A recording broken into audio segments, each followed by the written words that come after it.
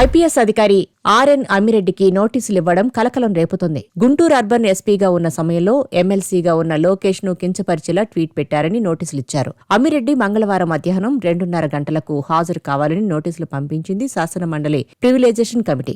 ఆయన గతంలో Anantapuram range డీఐజీగా, AP DGP కార్యాలయంలో అడ్మినిస్ట్రేషన్ డీఐజీగా పనిచేశారు. 2024 అసెంబ్లీ ఎన్నికల సమయంలో అమ్మిరెడ్డిపై ఈసీ బదిలీ వేటు వేసింది. అమ్మిరెడ్డి వైసీపీకి అనుకూలంగా వ్యవహరిస్తున్నారంటూ విపక్షాలు ఫిర్యాదు చేశాయి. ఈ క్రమంలోనే ఆయనపై 2024 మే 5వ తేదీన బదిలీ వేటు వేస్తూ ఎన్నికల సంఘం నిర్ణయం తీసుకుంది. 2021లో వైసీపీ ఎంపీ విజయసాయిరెడ్డిపై సోషల్ మీడియాలో అభ్యంతరకర వీడియోలు పోస్టు చేశారంటూ 2 సిబిఎన్ ఆర్మీ కార్యకర్తలను పోలీసులు అరెస్టు చేశారు. దీనిపై నారా లోకేష్ స్పందించారు. గుంటూరు అర్బన్ ఎస్పీ అమ్మిరెడ్డిపై ఆగ్రహం వ్యక్తం చేశారు. తాడేపల్లి ప్యాలెస్ లో అమ్మిరెడ్డి జగన్ కి చాకిరీ చేస్తున్నారని వ్యాఖ్యానించారు.